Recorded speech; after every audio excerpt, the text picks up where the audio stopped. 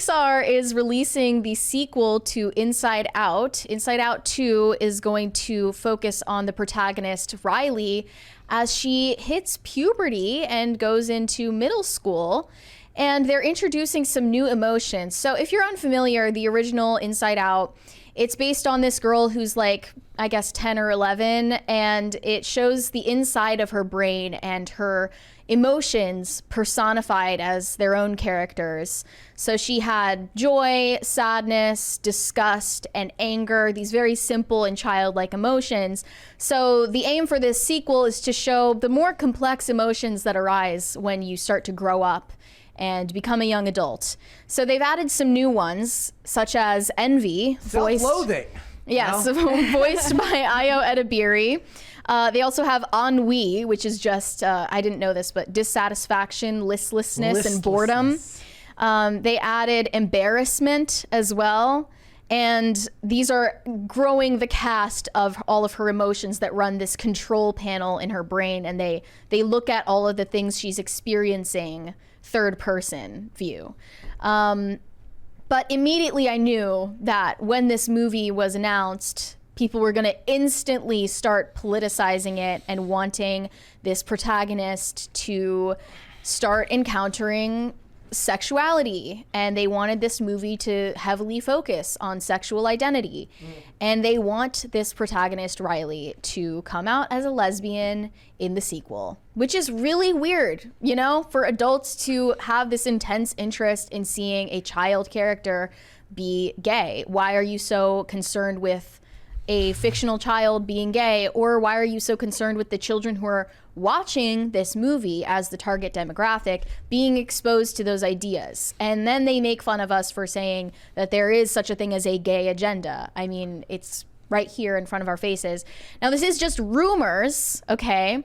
But Pixar released some new photos of the characters, and they show this character who goes to her school, Val Ortiz, a high school hockey player who everyone, including Riley and her friends, looks up to. And Val Ortiz, she has colored hair. They show this team of girls that are on the hockey team. And instantly I saw tweets saying, her new emotion is lesbianism. They really want this 13-year-old character in a Disney movie to be a lesbian. It's really weird. It's really off-putting to me that this is their agenda. And also I saw someone say, if they had a really emotional scene of Riley, the protagonist, coming out to her parents and them accepting her, that would legit do so much good for an entire generation of kids who are scared to leave the closet. How? I mean, in this generation, right, Gen Alpha, would they be scared to leave the closet when they're shown they will get universal praise and affirmation from adults for doing so? I don't even think that's a concern for them. That's unfortunate, obviously, Right. but... And even if it is a concern for some, that argument is total bull.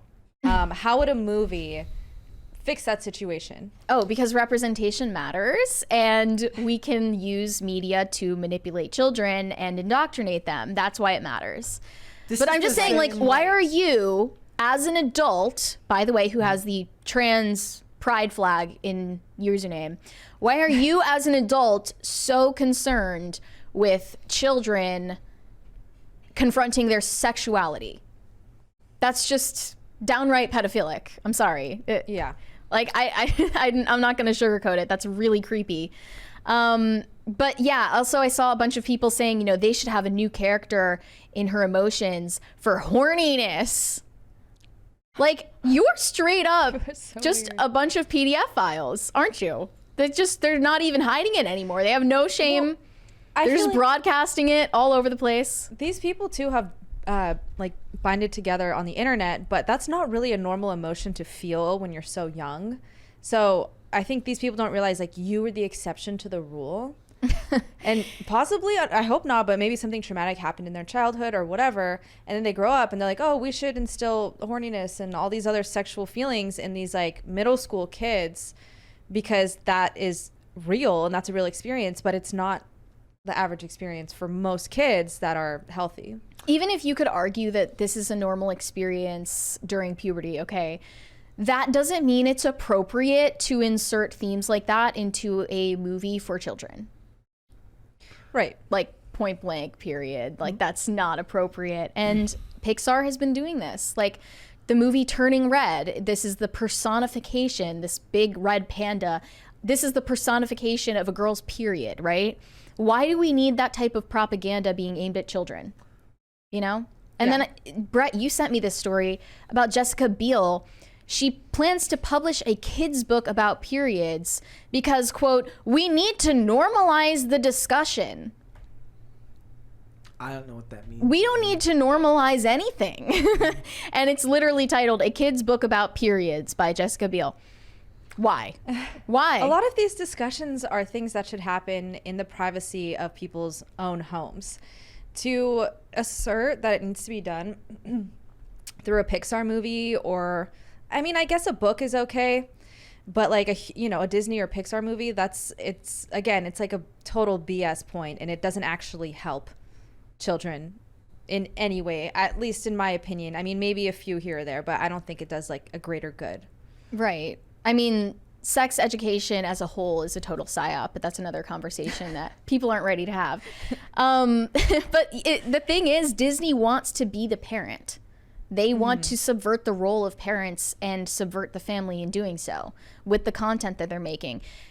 Whereas they just mentioned, Bob Iger in a recent interview said that Disney needs to focus on storytelling instead of social messaging. Okay, how's that working out for you? This is the next movie you're putting out? And by the way... to be fair, this would have been made before those statements were made. Sure. Okay, fine. Not but that I believe it's that coming change, out, of course, will happen. The movie is coming out in June, okay, in Pride Month. What are your predictions for Pride Month this year? Is the vibe shifting around Pride Month? I just saw something that said that support for same-sex marriage is like lowered for the first time since like the 90s or something like that. Like, it's this type of overreach and overstepping of boundaries that should be obvious. That's the reason why that's happening. And it's a good thing that they're showing their true intentions, in my opinion.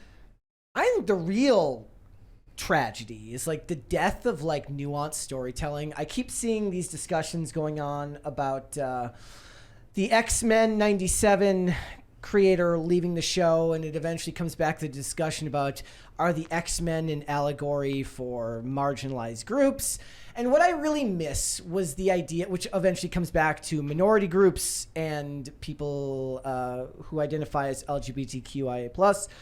But what I miss was when it was possible for Hollywood storytelling to talk about feeling disenfranchised as something more than just something tied to your identity, right? Like the idea of somebody feeling disenfranchised used to just be analogous to being a teenager, because teenagers oftentimes feel like they don't fit in anywhere, and it doesn't have to be anything to do with your identity. It doesn't have it doesn't have to be anything to do with your sexuality. You can sometimes feel very much like an outsider in a world full of people who look and identify exactly like you. And there was a greater point to that type of storytelling. It reached a greater segment of the population. And I think that's the real, like, beyond the, whatever you want to talk about, the social ramifications of these things and them overstepping their bounds, I think the real tragedy is the death of true nuanced storytelling that was able to reach more than just a very small segment of the population. I also forgot to mention another new emotion that they're introducing is anxiety. And it's voiced by Maya Hawke, the Nepo daughter of Ethan Hawke and Uma Thurman. And I also feel like this is overstepping a boundary, even though it doesn't step into conversations about sexuality and politics. The idea of mental health awareness has done such a number on this younger generation. I think it's been proven by now that hyper-focusing on children's emotions, whether they're positive or negative, and showing them that adults are going to overanalyze and pay intense attention to all of your emotions, even though they're just passing, fleeting things, that's actually having a negative effect on their emotional regulation capabilities. Totally. It's making them more mentally ill that we are constantly talking about mental health awareness. Yes. Because with all of the conversations about mental health, we're never actually talking about mental health. We're talking about mental illness. That's what we're talking about. Yep. We're not talking about anything positive. It's just, here's how you can be special for having something wrong with you neurochemically. It's just weird. And they also introduce this incrementally so you don't notice it. Like in the Lightyear movie, they had that same-sex kiss in the Lightyear movie that was like blink and you miss it. And then also in Strange World, that wasn't a Pixar movie, that was a Disney movie. But they had the protagonist in that movie, who is a teenager, be gay. And, you know, you don't just randomly make these decisions. They've already openly admitted that they do this on purpose. In the Reimagine Tomorrow conference, they said, I am pushing a gay agenda on Disney content.